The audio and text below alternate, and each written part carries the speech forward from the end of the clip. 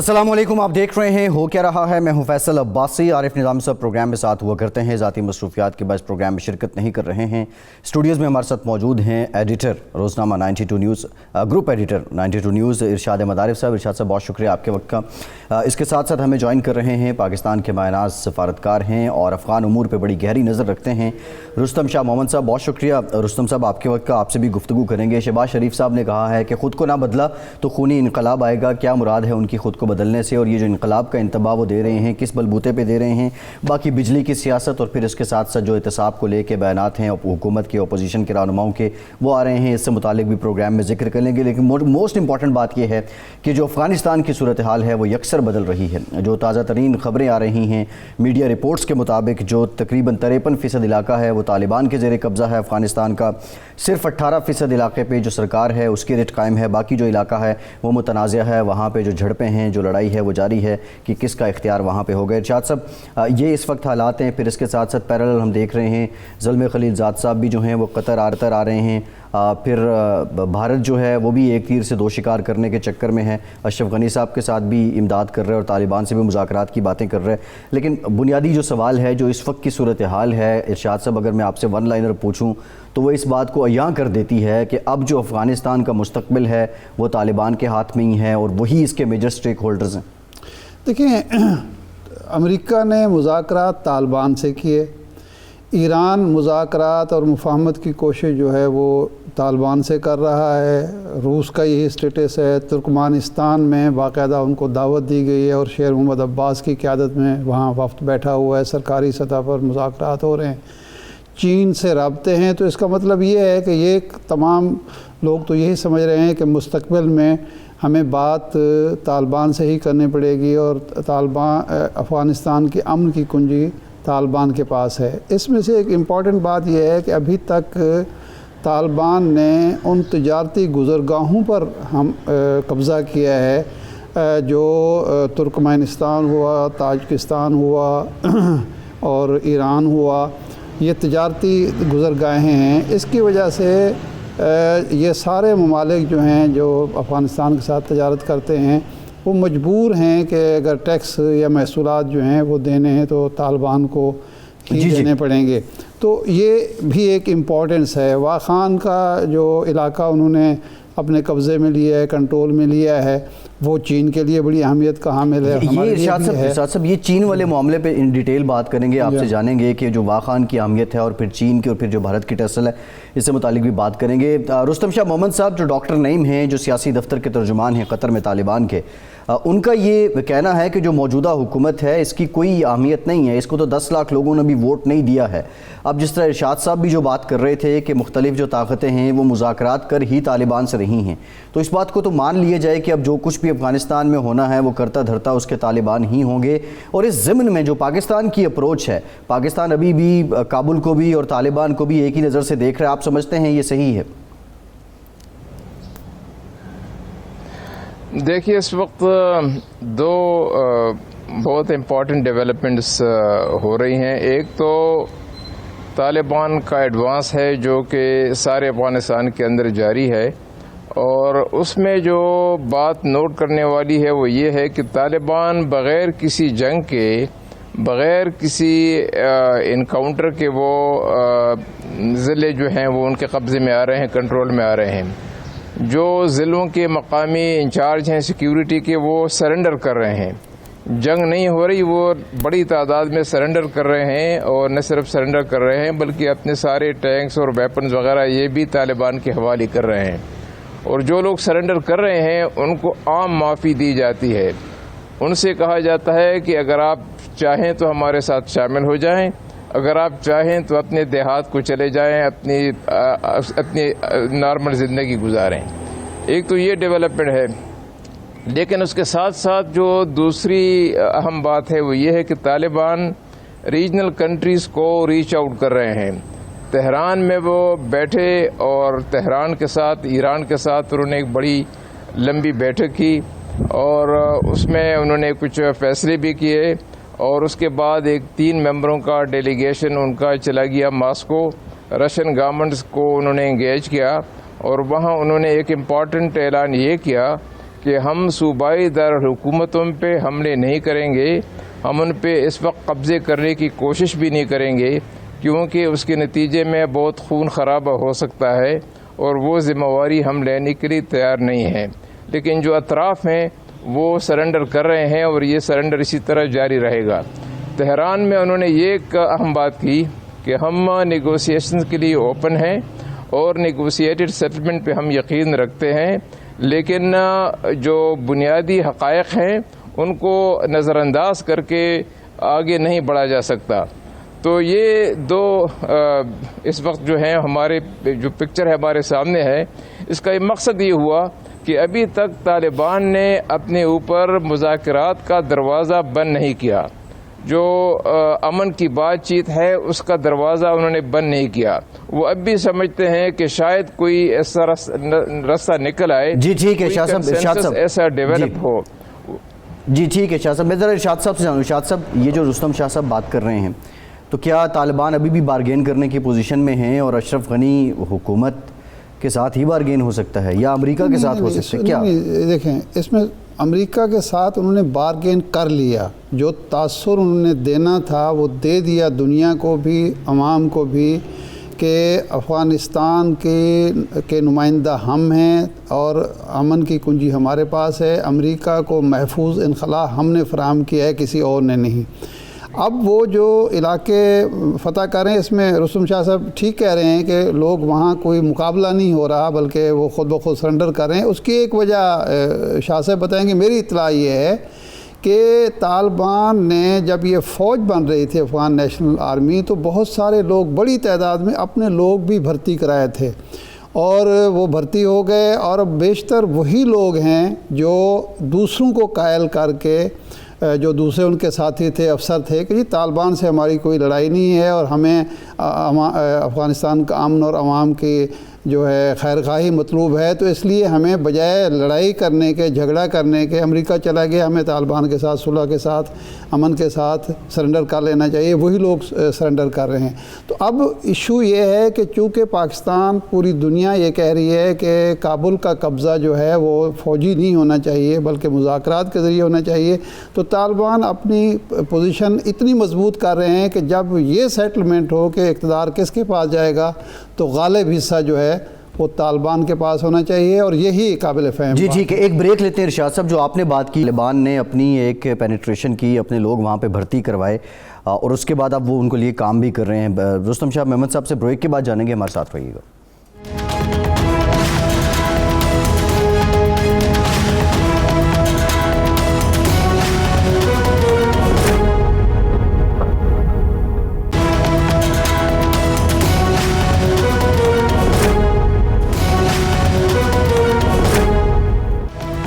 Break کے بعد ایک بار پھر سے آپ کو خوش آمدید کہیں گے۔ رستم شاہ محمد صاحب، ارشاد صاحب نے بریک سے پہلے بات کی تھی کہ افغان نیشنل آرمی جب بن رہی تھی اس وقت طالبان نے اپنے لوگ بھی اس میں بھرتی کروائے تھے، اور اس وقت وہ جو ہے ایک طرح سے رابطہ کاری کا اور ان کو جو باقی لوگ ہیں فورس کے، ان کو کنونس کرنے کی کوشش کر رہے ہیں۔ ایک تو اس سے متعلق اپنا پوائنٹ آف ویو دیجیے گا، دوسرا آپ نے خود ہی کہا کہ ماسکو جو ہے وہ بھی طالبان کو انگیج کر رہا ہے، بیجنگ بھی کرنے کی کوشش کر رہا ہے، تہران بھی ان کے ساتھ انگیج ہے۔ سو اس وقت جو اسلام آباد ہے، آپ سمجھتے ہیں کہ اس کی زیادہ امیدیں جو ہیں وہ کابل سے ہی ہیں، اور اشرف غنی صاحب جو ہیں اس پوزیشن میں ہیں کہ ہم سب کو اگر برابر لے کے چلیں، no one is good for us, no one is bad for us, تو ہم کامیاب پالیسی رکھیں گے، غیر جانبداری کی جو پالیسی ہے ہماری؟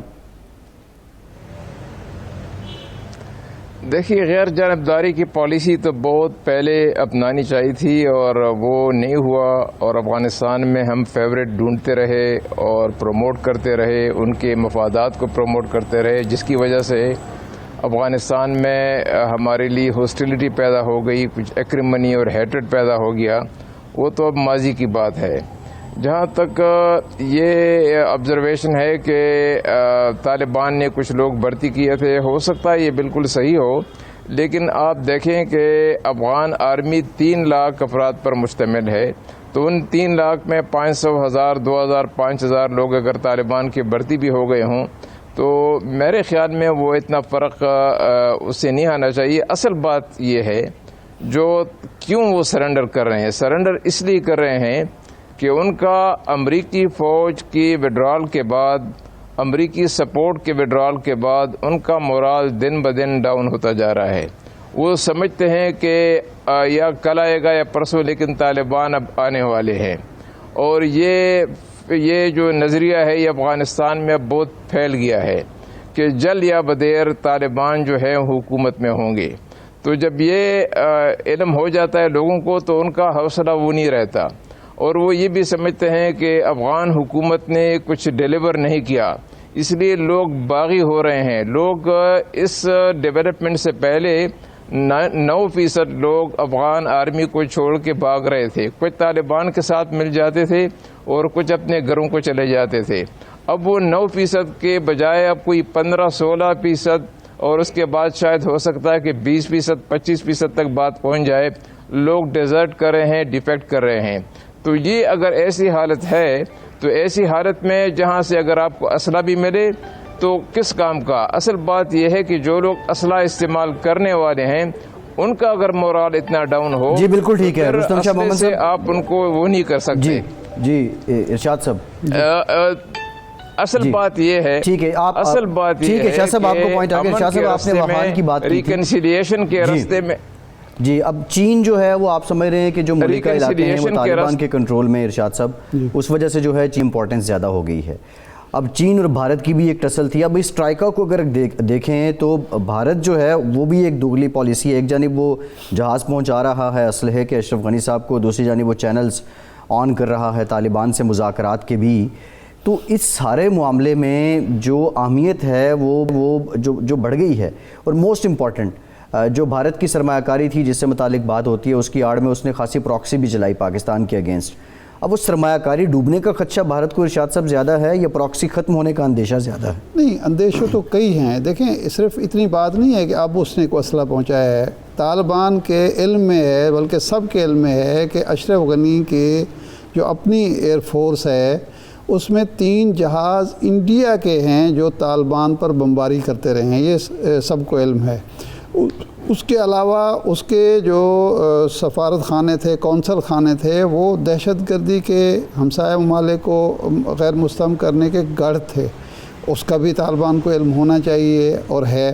جہاں تک چین کا تعلق ہے، دیکھیں چین کا معاملہ یہ ہے کہ چین پچھلے دور میں بھی طالبان کا کوئی دشمن یا مخالف نہیں تھا.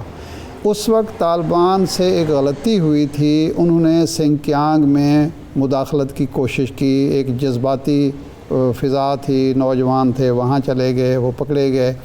اس کی وجہ سے ایک غلط فہمیاں پیدا ہوئی تھی. تو اب جو ہمیں اطلاعات موصول ہو رہی ہیں، طالبان کی قیادت جو ہے ایسی غلطی دہرانے کے لیے تیار نہیں ہے، اور چین کو وہ انگیج کرنا چاہتے ہیں. وہ سمجھتے ہیں کہ چین خطے کی ابھرتی ہوئی اقتصادی اور فوجی طاقت ہے. اگر ہم چین کے ساتھ تعلقات اچھے کر لیں اور چین کی ہمیں معاشی سپورٹ میسر آ جائے تو پھر یہاں جو امریکی گماشتے ہیں وہ ہمیں غیر مستحکم نہیں کر سکیں گے. اور بھارت جو ہے وہ اپنا اثر و رسوخ دوبارہ قائم کرنے کی پوزیشن میں نہیں ہوگا جو شمالی اتحاد کے ذریعے اس نے قائم کیا تھا. تو اس لیے طالبان کو چین کی ضرورت ہے، اور چین بھی یہ سمجھتا ہے کہ ایک تعمیر نو کا بہت بڑا کام ہونا ہے افغانستان میں. اگر امریکہ جو ہے چلا گیا ہے تو وہاں اب امریکہ کے لیے کوئی خیر سگالی کے جذبات تو موجود نہیں ہیں.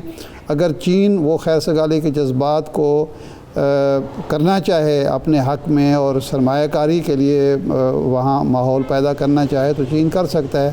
اس لیے دونوں کا مفاد یہ ہے، اور مستقبل بینی کا تقاضا یہ ہے کہ طالبان اور چین سیم پیج پر آئیں، اور اس کے نتیجے میں جو خلا پیدا ہو رہا ہے امریکہ کے انخلا سے اس کو وہ دور کریں.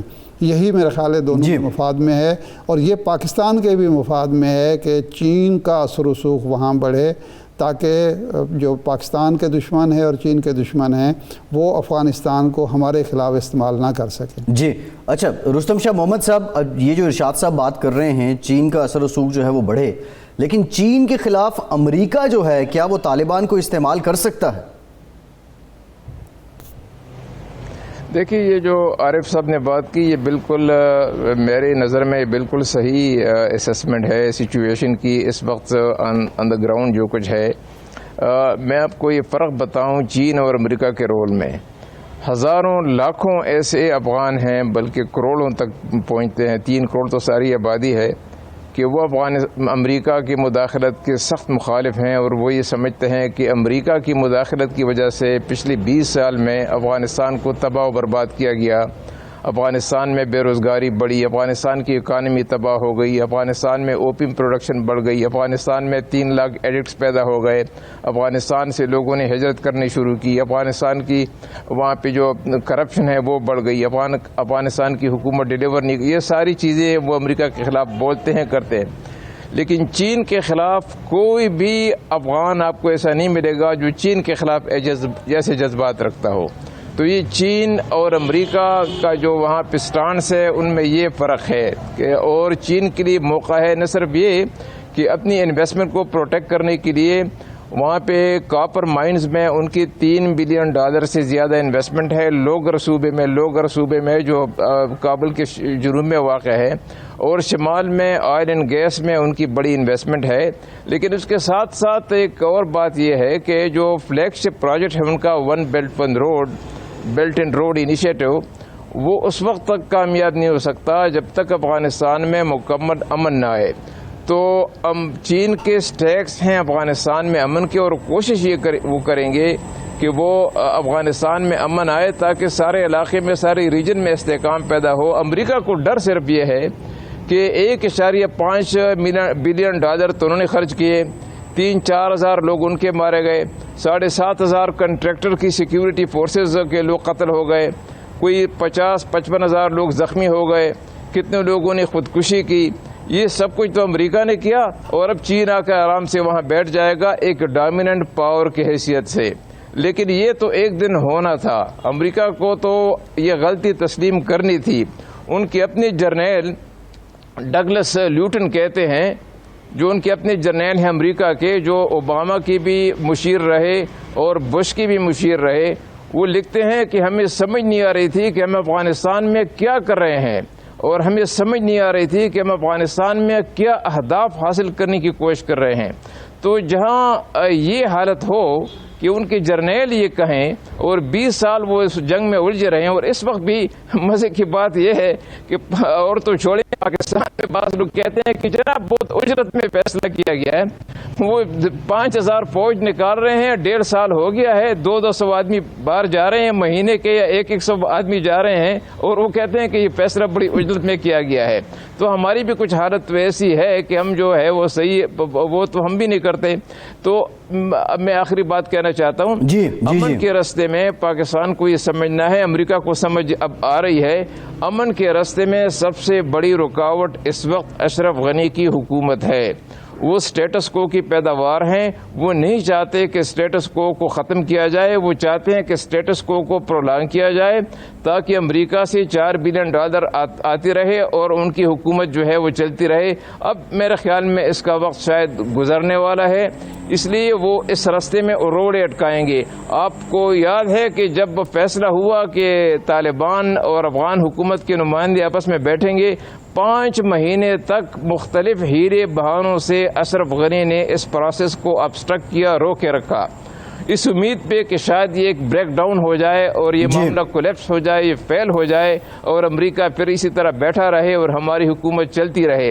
لیکن یہ باتیں تو پاکستان والوں کو، پاکستان کے جو لوگ پالیسی بناتے ہیں، ان کو تو یہ باتیں ان کے سامنے ہونے چاہیے، لیکن بدقسمتی سے یہاں پر بھی جو ڈائنامکس ہیں سچویشن کے، اس کو کوئی انڈرسٹینڈ کرنے کی اتنی زحمت نہیں کرتا، بس یہی کہتے ہیں کہ میز پر آ جائیں اور ایک وہ جو ہے پاور شیئرنگ کا فارمولا۔ بالکل ٹھیک ہے رستم شاہ صاحب، آپ نے بڑا پرٹیننٹ پوائنٹ اٹھایا ہے کہ آپ یہی کہنا چاہ رہے ہیں کہ اشرف غنی کی حکومت امن میں اگر رکاوٹ ہے تو پاکستان کو اس کو بائی پاس دینا چاہیے۔ ایک بریک لیتے ہیں، بریک کے بعد اس پہ بھی بات کریں گے، اور جو شہباز شریف صاحب انقلاب کی بات کہہ رہے ہیں، فرماتے ہیں کہ اگر خود کو نہ بدلا تو خونی انقلاب آ سکتا ہے، یہ ذرا اس پہ بریک کے بعد بات کریں گے۔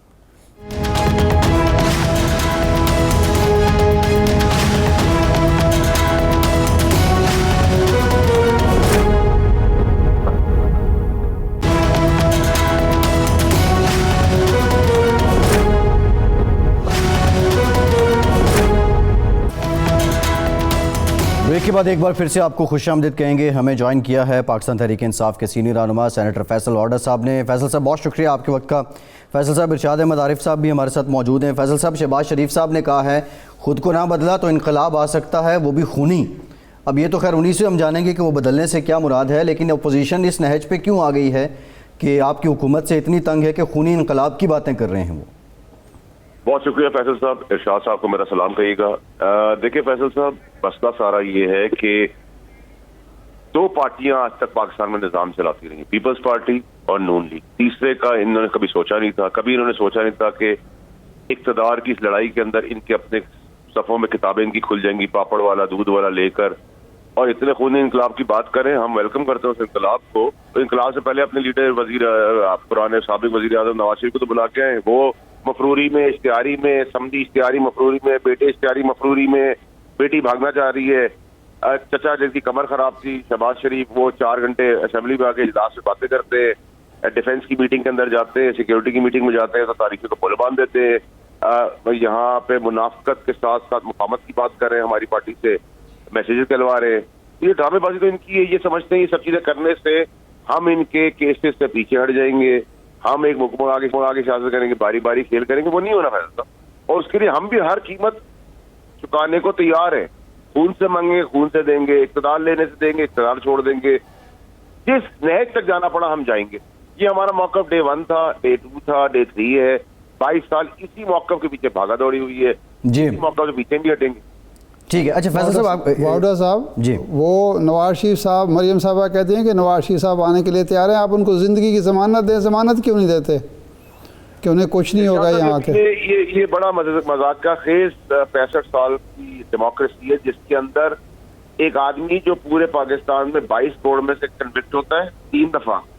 ایک دفعہ ایگریمنٹ کر کے سعودی عربیہ بھاگ جاتا ہے نواز شریف. ایک دفعہ جو ہے وہ ہم سب ہمدرد ہو جاتے ہیں ایز پاکستانی اور کہتے ہیں ان کی جان کی بڑی فکر ہے, لیکن ایک جیب قطرے کو ہم لاتے بھی مارتے ہیں, ٹھڈے بھی مارتے ہیں, موبائلوں میں بھی پھینکتے ہیں, اور 2 سال تک ان کی سنوائی نہیں ہوتی. اور 771 لوگ نواز شریف کے دوار میں دوائیاں نہ ملنے کی وجہ سے جیلوں کے اندر مر جاتے ہیں. ان کا کوئی پرسان حال اور پوچھنے والا کوئی نہیں, کیونکہ نواز شریف پہ مارتا ہم سب ہمدرد تھے. ہم نے تو اس وقت بھی بہت بلند آواز میں اٹھایا تھا اس مدعے کو. ہم نے کہا تھا سب کچھ جھوٹ ہے, فراڈ ہے, اور مریم کے اوپر بھی ہم نے سٹینڈ لیا تھا. تو اللہ کی مہربانی, ٹھیک ہے. لیکن ڈاج کون کر گیا وارڈر صاحب؟ حکومت بھی آپ کی تھی, لوگ بھی آپ کے تھے, آپ تحفظات کا اظہار بھی کر رہے تھے, پھر بھی وہ ایسے نکلے جیسے مکھن سے بال نکلتا ہے. کون ڈاج کر گیا آپ؟ اس ملک کے اندر یہی تو انفارچونیٹ پارٹ ہے. ہم بھی اگر آپ میری بھی بات کریں گے تو فرشتوں کے تو ہمارے پاس بھی سارے فرشتوں تو نہیں ہے نا.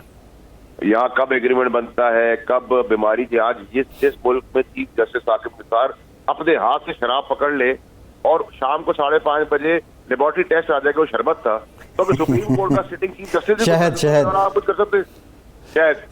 لیکن واؤڈر صاحب, شہباز شریف صاحب تو مفاہمت کے حامی ہیں, وہ مفاہمت بھی کرتے ہیں, وہ غیر حاضر بھی بعض اوقات ہو جاتے ہیں بجٹ کی منظوری. آپ پھر بھی ان کو معاف نہیں کر رہے ایف آئی میں بلا رہے ہیں. وہ کہتے ہیں میرا مذاق اڑایا جاتا ہے, ہراساں کیا جاتا ہے. تو آپ بھی تو کچھ خیال کریں نا ان کا. ارشاد صاحب دیکھیں, میرے سے بہت زیادہ تجربہ آپ کا ہے. مجھے آپ بتائیں سر کہ اگر بغیر بتائے آپ کے اکاؤنٹ میں ایک پاپڑ والا شہباز شریف کے اکاؤنٹ میں پیسے ڈال دے, دودھ والا ڈال دے, جو ملک سے باہر نہیں گیا وہ ڈال دے, بچے رئیس, چچا رئیس, تایا رئیس, مریم نواز رئیس, سارا خاندان رئیس, یہ کہاں سے سارے رئیس پیدا ہو گئے؟ اتنی جگہ اتنی تیزی سے کون سا بزنس ہے جو ملٹیپلائی کرتا ہے؟ دیکھیں جب یہ انونیمس اکاؤنٹس آپ کے پاس آئیں گے اور پوچھ پوچھ ہوگی, اور ہم نہ سیف الرحمان کی طرح نیب کو چلاتے ہیں, نہ جسٹس قیوم کی طرح کورٹوں کو اپنے بلبوتے پہ آرڈرز لیتے ہیں, نہ کورٹ نہ مانے تو اس کا حملہ کرتے ہیں نواز شریف کی طرح. تو ہمارا طرز سیاست تو بہت ڈفرینٹ ہے نا. ہم تو اٹانومس باڈی کو کہتے ہیں آزاد ہے جی, آپ جس کے بارے میں جو کرنا کرتے رہے. اب وہ جب کرنے پہ آتے ہیں تو ہم یہ کہتے ہیں کہ جی ڈیموکریسی مشکل میں, پاکستان مشکل میں آ جائے, خود ہی انقلاب آ جائے. ان سے کوئی جلسہ تو کرنے کوئی بڑا, پھر خودی انقلاب کی بات بھی کر لیں گے. اچھا واؤڈر صاحب, یہ جو آپ بات کر رہے ہیں, آپ اپنی آواز تو بلند کر رہے ہیں کہ فلاں نے کرپشن کی, ان پہ الزامات بھی ہیں. شہزاد اکبر صاحب پریس کانفرنس کرتے ہیں اور وہ ثبوتوں کا بھرمار لے کے آ جاتے ہیں, لیکن شہباز شریف آج تک ملزم ہی ہیں, وہ مجرم ثابت نہیں ہو سکے. اور جو دلیل آپ دیتے ہیں, آپ کہتے ہیں کہ ہمارا جو نظام انصاف ہے وہ کمپرومائزڈ ہے. اب آپ جوڈیشل ریفارمز بھی کرنا چاہتے ہیں, الیکٹورل ریفارمز جو ہیں اس میں ادارے بھی آپ کے خلاف، ایون الیکشن کمیشن جو ہے وہ بھی ریزرویشنز دے رہا ہے، اپوزیشن بھی دے رہی ہے. کتنا سہل ہے یہ ریفارمز کرنا؟ کیا یہ 2 سالوں میں کر پائیں گے؟ عباسی صاحب، اگر ریفارم نہیں ہوا تو آپ کے میرے بچوں کی شادیاں ہو جائیں گی، ان کے بچوں کی شادیاں ہو جائیں گی، اور ان کے بچوں کی شادیاں ہو جائیں گی. تب بھی کوئی کنوکٹ نہیں ہوگا اس ملک کے اندر، اور کنوکٹ صرف غریب آدمی ہوگا. اور جب کنوکٹ ہو جائے گا تو ہمارے اندر ایک ہمدردی کا ہم سے سوال ہوگا، گارنٹی. تو جیسے ہم نعوذ باللہ کوئی تسمانی طاقت رکھتے ہیں یا ہم ڈاکٹر ہیں، کیا آپ میری زندگی کا ضمانت دے سکتے ہیں کہ اگلے 1 منٹ بعد میرے ساتھ کیا ہونا ہے؟ تو جب ضمانتیں مانگی جائے گی، جب ہم 7 بلین کا بانڈ مانگیں گے، 3 بلین کا بانڈ مانگیں گے، اور کچا پرچہ دے کے بھیج دیا جائے گا اس ملک سے، اور وہ انگور کھاتے ہوئے نکل جائیں گے، اور مریم نواز کہتی ہیں کہ میں اگلے دن اسی وقت بلا سکتی ہوں، تو وہ تب بلائیں گی جب نہاری ہیلی کاپٹر سے اترے گی، تو اقتدار کی کرسی پہ بٹھا دیا جائے گا، سارے کیسز واپس ہو جائیں گے. اور یہ ہوا ہے. نیب کو $1.5 ملین شہباز شریف نے جمع کرائے پچھلے اتوار میں، اور واپس آ کے پاور میں ریفنڈ کروائے ہیں. یہ کبھی کسی ملک میں آپ نے نہیں سنا. یہ ملک آزاد ہوا ہے ان 2 فیملیز کے لیے کہ کھائیں پیئیں عیاشی کرے، ملک بدر ہو، پھر آئے، پھر کرنے میں بٹھائے، پھر عیاشی کرے، پھر چلے جائے، پھر اس کے بعد ان کی اولاد مسلط ہو جائے، پھر اس کی اولاد مسلط ہو جائے. یہ نظام سیاست، نظام ملک ختم ہونا ہوگا. اس کے لیے خونی انقلاب ہو، یا ہم میرے اور آپ جیسے جو قلم سے بات کرتے ہیں، زبان سے بات کرتے ہیں، ہمیں اللہ نے کھانے پینے کا بندوبست کیا، چھت بھی دیا، دنیا کی ہر چیز کی ہے، یا ہم جیسے سر پہ لے کو سڑک پر آ جائیں گے. یہ نظام اس طرح نہیں چلے گا. یہ میں آپ کو بتا رہا ہوں. ارشاد صاحب ممکن نہیں، ہے؟ لیکن دیکھیں واڈر صاحب، 3 سال تو ہو گئے نا. آپ نے اس نظام میں بنیادی نوعیت کی کون سی تبدیلی کی ہے یا تبدیلی کے لیے کوشش کی ہے؟ جج ٹرانسفر ہو جاتے ہیں، نئے جج تعینات نہیں ہوتے، وہ آپ نے نام دینے ہوتے ہیں، وزارت قانون نے دینے ہوتے ہیں، وہ نہیں ہو پاتی. اس کی وجہ سے کیسز معطل رہتے ہیں، مفلوج رہتے ہیں. تو یہ آپ کی حکومت نے بھی 3 سال میں کوئی اتنا بڑا کارنامہ انجام نہیں دیا جس کی وجہ سے سارا ملبہ ہم دوسرے اداروں پر ڈال سکیں. ارشاد صاحب، آپ وجہ فرما رہے ہیں، میں اس پہ کوئی آپ سے آرگیومنٹ نہیں کروں گا، کیونکہ اس کا بھی ریزن یہ کہ ہمارے پاس دور رست بہت پرانے ایکسپیرینسڈ طوائف اور تحفے ہمارے پاس کی صورت میں ہمیں گفٹس ملے، اور ان گفٹس کو لے کے چلنا پڑتا ہے جب آپ کی سمپل یا 2/3 میجورٹی نہیں ہوتی. لیکن اگر آپ نے قانون نہیں بنایا اور اسی طرح ہم چلتے رہے، اب اس کے لیے آرڈیننس آئے، پریزیڈنشل آرڈر آئے، یا آپ اسمبلیوں سے بل پاس کرا سکیں. کچھ اب بل پاس کرانے کی بات آتی ہے تو وہ کہتے ہیں کہ جی ہمیں کیا دے رہے ہو، نیا پہ کون سے قوانین دے رہے ہو، کون سی چیز چھوڑو جس سے میری بچت ہو جائے. جب اپوزیشن کا کام میری بچت پہ آگے رک جائے تو شاہ صاحب پھر میں اکیلا نہ کر سکتا ہوں. اور پھر وہی ہوگا جو جب جیسے پانی کسی کے کنٹرول میں نہیں رہتا، اسی طرح ہمارے اندر بھی بہت سارے ایسے لوگ ہیں جن کے اندر سمیت عمران خان صاحب کے اور ان کی تربیت کے 22-23 سال میں کہ پھر پانی اپنی جگہ خود ہی بنا کے اپنے لوگوں کے ہاتھ سے نکل جائے گا، اس وقت دیر ہو جائے گی. جی واڈر صاحب آپ کی طرف آئیں گے. جی ٹھیک ہے. ارشاد صاحب میرا سوال ارشاد صاحب آپ سے ہے. ابھی آج کی یہ خبر ہے کہ نیب نے جو ہے وہ سفارش کی ہے سابق وزیر خزانہ حفیظ شیخ صاحب کے خلاف ایک ریفرنس جو ہے وہ دائر کیا جائے، اور ممکنہ طور پہ جو ہیں وہ سابق جو FBR کے چیئرمین ہیں عبداللہ یوسف صاحب، سلمان صدیق صاحب اور دیگر جو اختیارات ہیں وہ ناجائز جو استعمال ہے اختیارات کا اس میں وہ ملوث رہے ہیں. یہ ایک سفارش جو ہے وہ سامنے آئی ہے. اب حفیظ شیخ صاحب جو ہیں گو کہ وہ چلے گئے، لیکن آج جو حکومت پرچار کر رہی ہے معیشت بہتر ہونے کا، میکرو اکنامک انڈیکیٹرز جو بہتر لگ رہے ہیں، ہمیں بھی لگ رہے ہیں، اس پہ حفیظ شیخ صاحب کا بڑا کلیدی رول ہے. تو یہ کیا وہ ہاتھ صاف کر گئے اگر اس نیب کی سفارش کو دیکھا جائے؟ نہیں، ان پر جو استعمال ہوگا اختیارات کے ناجائز استعمال کا ہوگا، کرپشن کا نہیں ہوگا. اور وہ اس طرح سے کہ پہلے دور میں میرے خیال یہ پرانے کیسز ہیں، پہلے دور کے ہیں، کیونکہ عبداللہ یوسف علی کو تو ریٹائر ہوئے بہت عرصہ ہو گیا ہے، تو میرے خیال ہے پہلے دور کے ہوں گے. اور اس میں ظاہر بات ہے کہ جو منسٹر ہوتا ہے اس کی ایک ذمہ داری ہوتی ہے کہ اگر نیچے کوئی BR کا سربراہ ہے یا کوئی اور غلط کر رہا ہے اور وہ اس کو نہیں روک رہے تو ان کی ذمہ داری بنتی ہے.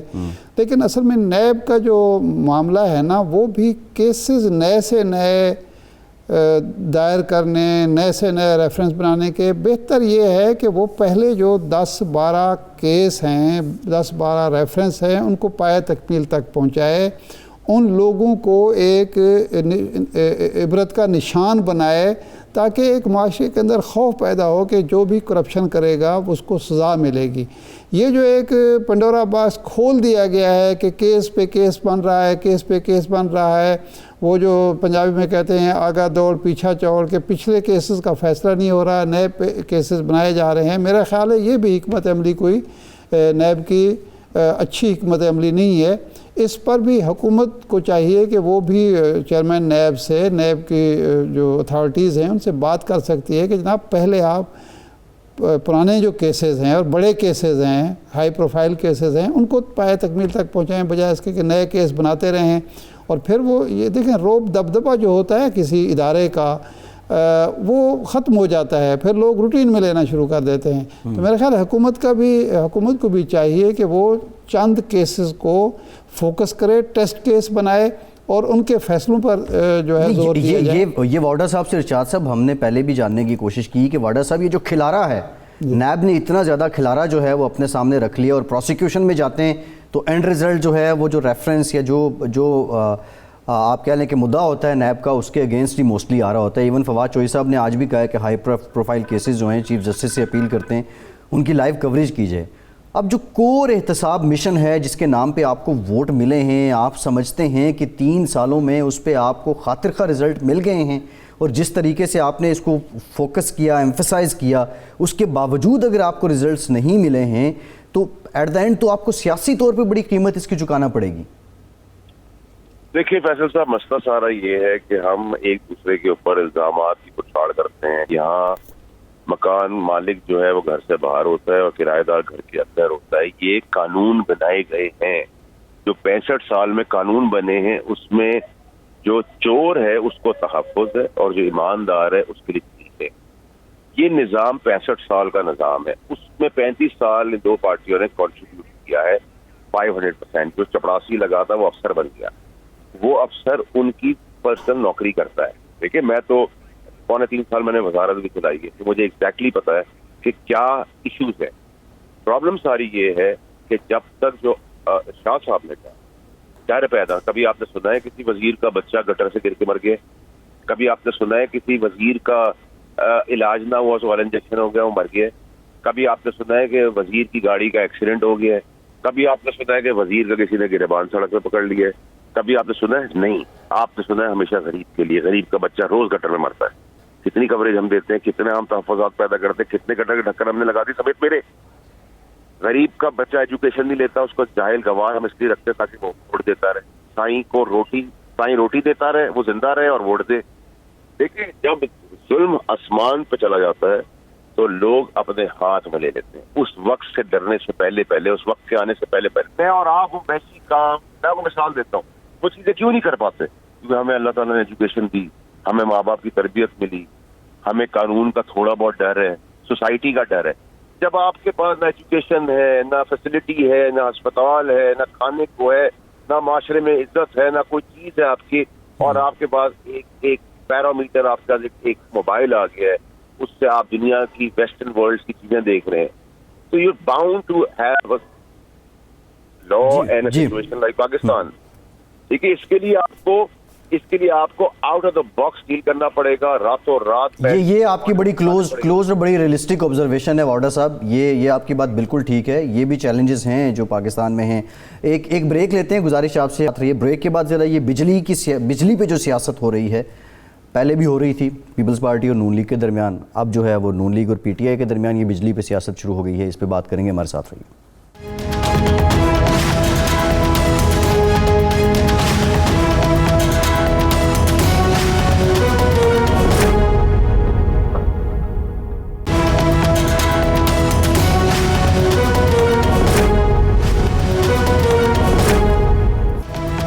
ब्रेक के बाद एक बार फिर से आपको खुशामदीद कहेंगे। फैसल वाडा साहब हमारे साथ मौजूद हैं। फैसल साहब आपकी तरफ आएंगे, लेकिन इरशाद साहब उससे पहले, ये बिजली की सियासत बहुत लंबे अरसे तक लाइमलाइट में रही। याद है कि राजा परवेज़ अशरफ साहब ने जब वो ये रेंटल पावर शुरू किए तो उस वक्त से सिलसिला शुरू हुआ। फिर वो पखी लेके बैठा करते थे शहबाज शरीफ साहब मीनार पाकिस्तान पे भी। फिर बीच में नून लीग ने इसका फ़ायदा भी हुआ सियासी तौर पे, उन्होंने आके ये प्रोजेक्ट वगैरह लगाए और लोड शेडिंग जो है वो कम हो गई, बल्कि ख़त्म भी हो गई। آج حماد اظہر صاحب کہہ رہے ہیں ارشاد صاحب کہ 24,000 میگا واٹ جو ہے وہ ہماری پروڈکشن ہے، بٹ جو ہماری ٹرانسمیشن لائنز ہیں وہ افورڈ نہیں کر سکتی ہیں ایک کنسسٹنٹ جو سپلائی ہے اس کو، اور وہ بار بار ٹرپ ہو جاتے ہیں اور لائن لاسز ہیں اور یہ سارے پرابلمز ہیں۔ بنیادی طور پہ اب سوال تو یہ ہے کہ وہ کیپیسٹی چارجز کا بھی نون لیگ کہتی ہے کہ ہم نے بڑے مناسب معاہدے کیے، یہ حکومت کہتی ہے کہ ایسے معاہدے کر دیے کہ سودا کر دیا ایک طرح سے پاکستان کے عوام کا، پاکستان کی معیشت کا۔ بٹ یہ بجلی ارشاد صاحب آپ کو کیا لگتا ہے اگلے 2-3 سال کا پھر سے ایک منجن کہہ لیں کہ آ گیا ہے سیاست میں اور اس پہ سیاست ہوگی؟ دیکھیں، دو چیزیں ایسی ہیں جس کا نہ پیپلز پارٹی کی لیڈرشپ انکار کر سکتی ہے نہ مسلم لیگ نون کی لیڈرشپ۔ نمبر 1 تو یہ تھا کہ اس دور میں ڈیم کیوں نہیں بنائے گئے، کوئی 1 سال 2 سال 5 سال تو نہیں ملے، ان کو بار بار باریاں ملی اور کئی سال یعنی عشرے ملے ہیں ان کو، 3-4 عشرے یہ حکومت میں رہے ہیں۔ ڈیم ہی وہ حل تھا جس سے بجلی آپ سستی پیدا کر سکتے تھے۔ دوسرے نمبر پہ اپنے کوئلے کے ذخائر جو تھے ان کو استعمال کر کے آپ بجلی سستی کر سکتے تھے، آپ نے اس طرف توجہ ہی نہیں دی۔ یہ جو باہر سے تیل درآمد کر کے آپ نے بجلی بنانی ہے، یہ تو پھر عالمی مارکیٹ کے آپ رحم و کرم پر ہیں، پھر وہ بھی آپ نے مہنگے پلانٹ لگا دیے، یعنی مہنگے ریٹس طے کر دیے۔ ایک چیز آپ 10 روپے میں لے رہے ہیں اور لوگوں کو خوش کرنے کے لیے 6 روپے میں 5 روپے میں دے رہے ہیں، تو وہ خسارہ بھی تو اس ریاست نے وہ کرنا ہے، بھرنا ہے نا، کوئی اور باہر سے تو نہیں آئے گا، پھر آپ قرضے لیں گے، اس کا بوجھ اٹھانا پڑے گا، ایک بات۔ دوسرا بات یہ ہے کہ ٹرانسمیشن سسٹم جو تھا اس کو ٹھیک کرنے کی کسی نے سنجیدہ کوشش نہیں کی۔ اب اس وقت جو مسئلہ ہے وہ ٹرانسمیشن کا زیادہ ہے، بجلی کا کم ہے۔ اگر آپ کے پاس فل کیپیسٹی پہ آپ کی انڈسٹری چل رہی ہے تو نتیجتاً آپ کی ٹرانسمیشن سسٹم بھی ایسا ہونا چاہیے کہ وہ 24,000 میگا واٹ بجلی ٹرانسفارم ہو سکے، لوگوں تک پہنچ سکے۔ لیکن اگر وہ جو سسٹم ہے آپ کا وہ تیار ہی نہیں ہے، یہ تو بوجھ اٹھانے کے لیے صاحب سے بنتا ہے نا کہ اب 3 سالوں میں کتنا بہتر کیا یہ ان سے پوچھتے ہیں، لیکن یہ ہے کہ یہ ماضی کی حکومتوں کا ایک بہرحال رہا ہے۔ تو اب اس وقت تک ہمیں تھوڑا سا قوم کو بھی صبر کرنے پڑے گا کہ اگر آپ کی انڈسٹری چل رہی ہے اور انڈسٹری کو بجلی مل رہی ہے اور اس کے نتیجے میں ٹیکسز آتے ہیں، پیداوار بڑھتی ہے اور حکومت کا خزانہ بھرتا ہے، تو اس کا بھی براہ راست جو بالواسطہ فی الحال ہوگا، لیکن براہ راست فائدہ عوام کو پہنچنے والا ہے۔ لیکن اس وجہ سے اگر حکومت نے اس 3 سال کے عرصے میں اس شعبے میں کوئی کام نہیں کیا تو پھر یہ مجرم ہے، لیکن اگر یہ کام کیا ہے اور ماضی کا بوجھ ہے تو پھر ظاہر بات ہے اس میں دو پہلو ہیں۔ ایک تو آرڈر صاحب اس کا جواب دے دیں کہ ٹرانسمیشن کے جو مسائل ہیں وہ کتنے بہتر کیے 3 سالوں میں، ایک بات۔ دوسرا جو سب سے بڑا طوفان ہے دیٹ از سرکولر ڈیٹ۔ شوکت ترین صاحب کی ابھی جو پالیسی ہے وہ یہ چاہ رہے ہیں کہ ہماری جو انڈسٹری جب چلے گی، گروتھ ہوگی، تو یہ جو کیپیسٹی چارجز حکومت پلے سے دے رہی ہے یہ بجلی کنزیوم ہو جائے گی اور وہ کیپیسٹی چارجز جو ہیں ہم صارف سے وصول کر لیں گے۔ اب یہ ایف اینڈ بٹس میں ہیں باتیں، ورنہ جس حساب سے جس تناسب سے قیمتیں بڑھی ہیں اس تناسب سے گردشی قرضہ بڑھنا نہیں چاہیے تھا۔ اب یہ ایک بالکل گجلک سا معاملہ ہے، اس کا حل وارڈا صاحب آپ کی نظر میں کیا ہے اور اب تک کی کارکردگی کیا ہے آپ کی حکومت کی؟ دیکھیں فیصل صاحب، میری وزارت میں $26 بلین کے پروجیکٹ ایگزیکیوٹ ہوئے، 20% ہم نے پیسہ لیا گورنمنٹ پاکستان سے، 80% ہم نے جنریٹ کیا۔ میں واحد وزیر ہوں جس کی وزارت میں الحمدللہ 65 سال کے بعد کریڈٹ ریٹنگ ہے میری منسٹری کی، کہ ministry can sign their own bonds to collect money internationally, اور آج بھی میرا بانڈ پریمیم پہ بک رہا ہے۔ اور جتنے ایگزیکیوٹنگ پروجیکٹس ہیں وہ پروجیکٹ کی پیمنٹ کر کے آن گراؤنڈ کام ہو گیا، اور اگر آپ چاہیں گے تو آپ کو یقین نہیں ہوگا سارا کریڈٹ میری ٹیم کو جاتا ہے۔ لیکن میں نے ان کی معاملات کے اندر ان کی ذہانت کے اوپر انٹرفیئر صرف پالیسی میکنگ میں کیا، باقی کی چیز میں نہیں کیا، تو ریزلٹس آنا شروع ہو گئے۔ میں کاروباری تھا، انٹرپرینور فیملی سے تھا، انٹرپرینورشپ میں نے چلائی ہوئی۔ نمبر 1۔ نمبر 2 یہ کہ 16 سینٹ کی 4 سینٹ کی بجلی پوری دنیا میں موجود ہے، ہم نے 16 سینٹ پہ ایگریمنٹ کیا ہوا ہے۔ جو چیز 2 روپے میں اویلیبل ہے وہ ہم نے 20 روپے کی دی ہے، اور کہا ہے 15 سال تک لیں گے، استعمال کریں یا نہ کریں، یعنی کہ آپ کے گھر کی بجلی لاکھ روپے بل آئے گا، آپ بلب جلائیں، اے سی چلائیں یا نہ چلائیں، کیونکہ آج بھی وہ کک بیکس کا پیسہ ان کی جیبوں میں جا رہا ہے۔ تو جب آپ ساورن گارنٹی کے ایسے کانٹریکٹ کر دیں گے جس میں گورنمنٹ آف پاکستان سائن کر دے گی، اس کو ہم کچھ نہیں کر سکتے۔ لیکن پھر بھی وزیر اعظم نے عمران خان صاحب نے اس کو بھی ریورس کیا لیکن کیا ہم 20 روپے کی بجلی کو 2 روپے پہ لائے؟ نہیں. جب 2 روپے کی بجلی جو ڈیم سے بننی تھی اس کو ایمفسائز کیا؟ نہیں. ہم دھڑ بناتے ہیں، سر نہیں بناتے، سر بناتے ہیں، دھڑ نہیں بناتے، دھڑ بناتے ہیں، ٹانگ نہیں بناتے، ٹانگ بناتے ہیں، ہاتھ نہیں بناتے. دراوٹ ڈیم لے لیں، 16 ارب کا ڈیم پچھلے 7 سال سے بنا ہوا ہے سندھ میں، اس کا کمانڈ سسٹم ہی آج تک موجود نہیں ہے. یہ نہیں کہ آپ نے سب کچھ بنا دیا، گاڑی بنا دی، انجن نہیں بنایا، انجن بنا دیا، ٹائر نہیں لگائے. یہ سب چیزیں 1 روپے کا پروجیکٹ 100 روپے میں چلا جاتا ہے، جس کی کاسٹ کوئی کوڑ میں چلا جاتا ہے. کوڑ میں جاتا ہے، میں کہتا ہوں کانٹریکٹر میرا نقصان ہو گیا جی، میں 2 روپے میں بھی کام نہیں کروں گا پروجیکٹ، اب میں 200 روپے میں کروں گا. یہ سب کھانچے بنانے کے پروجیکٹس ہیں، یہ کھانچے بنانے کے قانون ہیں، یہ کھانچے بنانے کی گورنمنٹس آئی ہیں. یہ غریبوں کا خون چوسنے کے یا کھانچے مار کے اپنی جیب میں بھرنے کے لیے بنا ہے. اب آپ اس سے زیادہ کھل کے کیا بات کر سکتے ہیں؟ یہ واڈا صاحب، اب ٹرانسمیشن سسٹم کو بہتر کرنے کے لیے آپ کی حکومت نے کیا کیا ہے؟ میری بات سنیں سر، میری کیپیسٹی 20 کلو اٹھانے کی. آپ میرے سر کے اوپر، کمر کے اوپر 200 کلو ڈال دیں میں دھس ہی جاؤں گا. پہلے ٹرانسمیشن لائنز بنانی تھی، ٹرانسمیشن لائن کی کوالٹی بڑھانی تھی، ان کو نیا لگانا تھا، براس کا لگانا تھا. یہاں تو جو ٹرانسمیشن لائنز اور پولز کے اوپر کاپر کی وائرز تھی وہ بھی بک چکی ہیں، ٹرین کی پٹریاں بک چکی ہیں. جب کس طرح ٹرینوں کا ایکسیڈنٹ آپ روکیں گے؟ بوگس پرانے زمانے کی ٹرینیں لگائی ہوئی ہیں، اس پہ کک بیک کھائیے، جس پہ اس نے چلنا ہے پٹریاں ہی نہیں موجود ہیں. سگنل جو ہے وہ لوگ پتھر سے باندھ کے کھینچتے ہیں. کدھر سے شروع کروں؟ 65 سال کا گن آپ مجھ سے کہتے 3 سال میں صاف کر دوں، میں کیسے کروں؟ 65 سال کا گن یا میں 30 سال میں کروں گا، اور بہت سپر سونک ہوا اور بہت تیز ہوا تو 15 سال میں کروں گا، 10 سال میں کروں گا. میں کیسے کروں 3 سال میں؟ یہاں تو ایک PC1 اپروو کرانے کے لیے 1.5 سال لگتا ہے بھائی. دوسرا PC1 جب تک آتا ہے حکومت چلی جاتی ہے. تو اس کا مطلب ہے 15 سال مزید اقتدار ملے گا تو ٹھیک ہوگا کام. یہ صدارتی نظام کو کھانچے باز بنا دے، جی عمران خان کو چور بنا دے نواز شریف کی طرح، سب چیزیں ٹھیک ہو جائے گی. جی بہت شکریہ فیصل واڈا صاحب، thank you very much for your time. آپ موجود تھے ارشاد صاحب، پروگرام کا وقت ختم ہو گیا. بہت شکریہ آپ کا آج کے پروگرام سے اتنے.